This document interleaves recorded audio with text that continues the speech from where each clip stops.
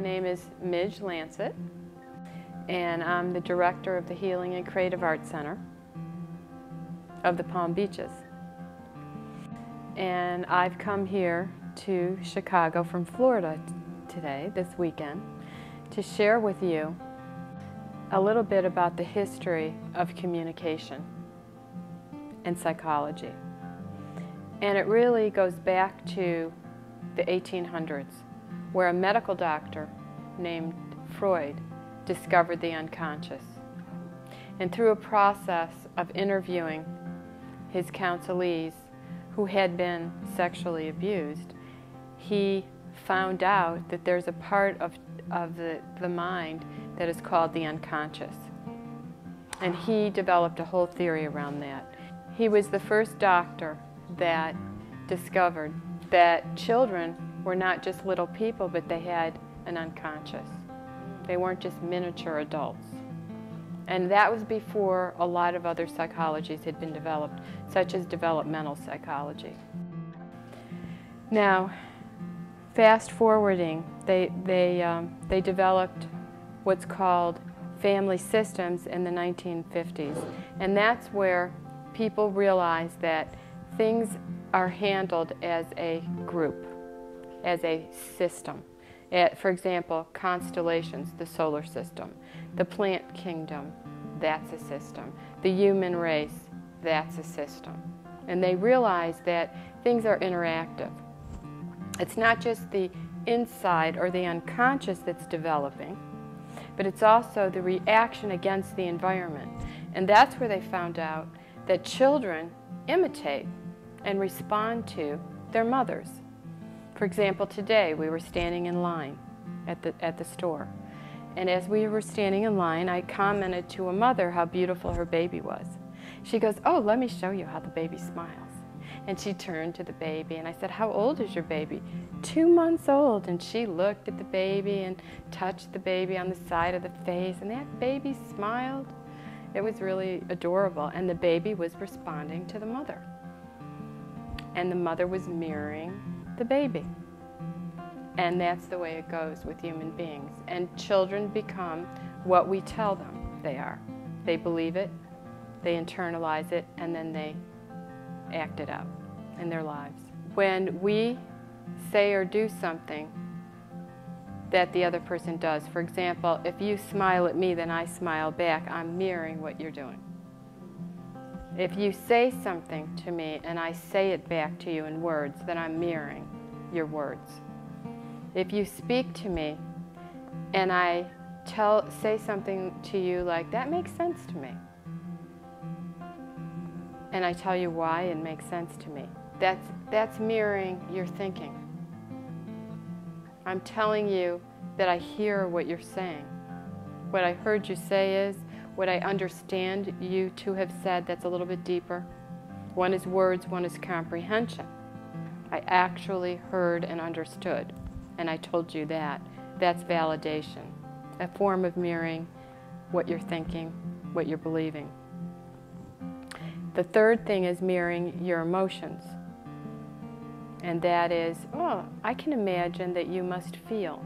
And then I explain that. And I get in touch with how you're feeling.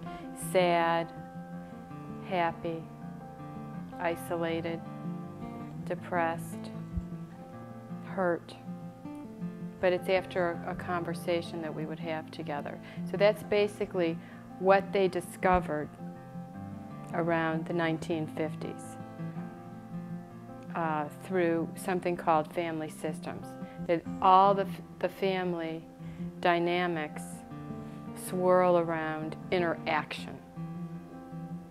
People reacting to the other and how they've perceived the environment. And I was talking to a friend last weekend. She's a grandmother and a mother, and she said to me, "You know, I said this or that to my daughter, but it's how my daughter internalized it.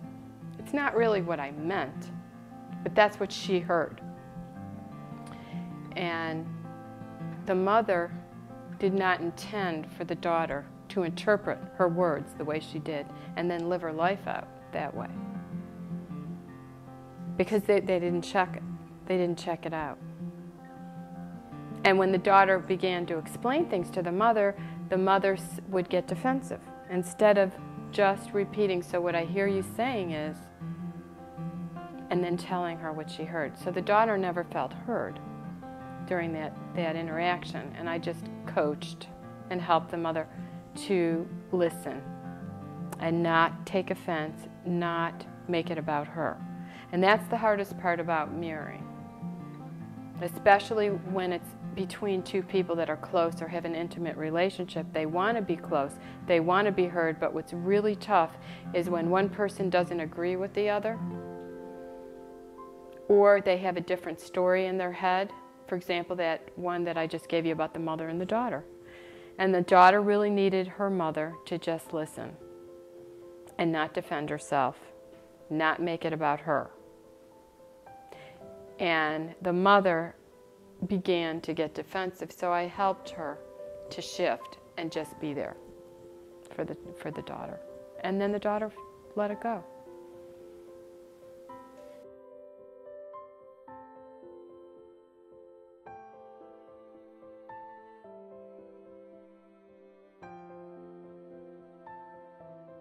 Well, it depends on the situation. In that situation, the mother felt persecuted.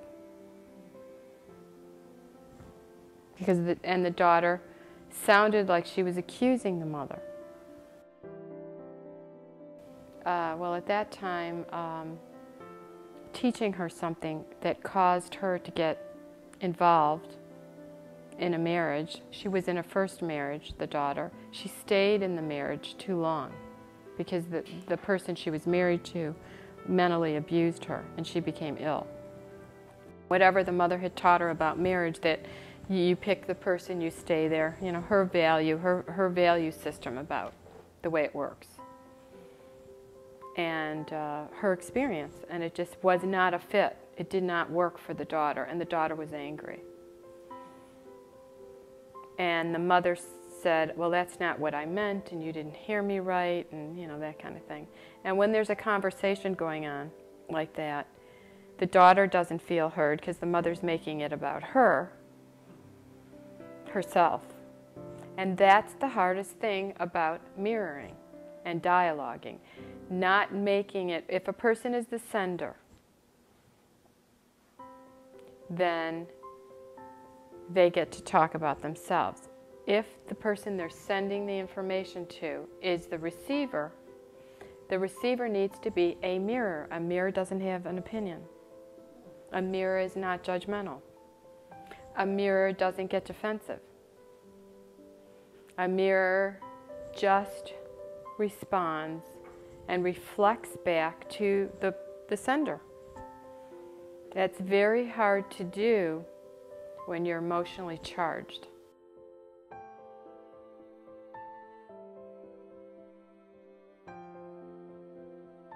Well, you'd have to experience it, but there's a difference when you're communicating with someone you care about, whether it's an intimate family or friendship or an intimate partner. It's like I said, developmentally, human beings need to just feel heard. It's a basic need. And it starts right when they're in childhood. And when they have not been heard, they get stuck developmentally. And it's unconscious.